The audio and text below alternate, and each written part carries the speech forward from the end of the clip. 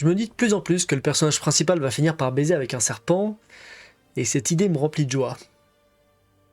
Du coup, si vous avez le numéro d'un bon psychologue, je suis preneur.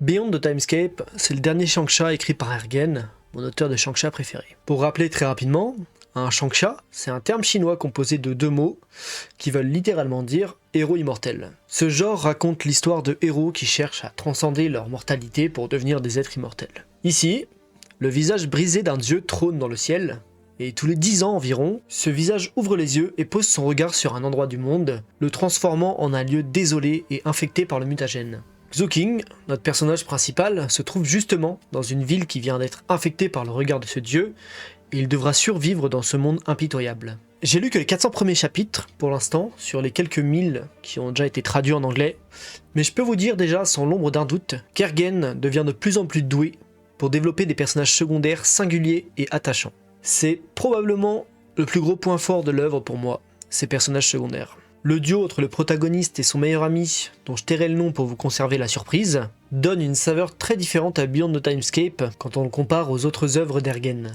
Alors que dans les autres œuvres d'Ergen, le personnage avait tendance à devenir rapidement beaucoup plus puissant que tous ceux qui l'entourent, ici, les alliés du personnage parviennent à suivre son évolution et même à rivaliser avec lui. En plus de ça, leur alchimie est hilarante, et leurs caractères respectifs ont tendance à les précipiter dans des situations rocambolesques ou dangereuses, desquelles ils devront s'extirper régulièrement. J'ai trouvé que cette relation se construisait très naturellement au cours des 400 chapitres que j'ai lus jusqu'à présent, et ils sont déjà devenus inséparables à mes yeux. D'ailleurs, plus j'avance dans l'histoire, et moins ils ont tendance à se retrouver séparés.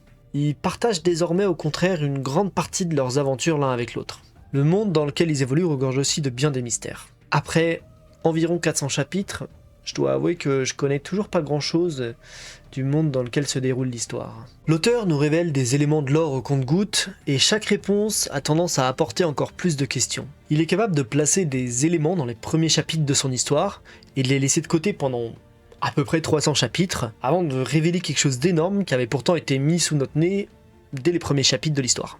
Entre cette narration bien rythmée et ces personnages vivants, je me surprends souvent au cours de la journée à attendre impatiemment le soir pour pouvoir reprendre l'histoire là où je l'avais laissée. Bref, si vous connaissez pas le Shanxia, je vous conseille de commencer par Beyond the Timescape, n'importe quelle autre œuvre d'Ergen d'ailleurs. Si vous aimez les shonen, vous aimerez sûrement les Shanxia.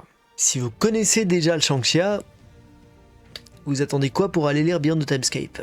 C'est probablement déjà pour moi l'une des meilleures œuvres que le genre ait à offrir, et j'en suis encore qu'au début de l'histoire.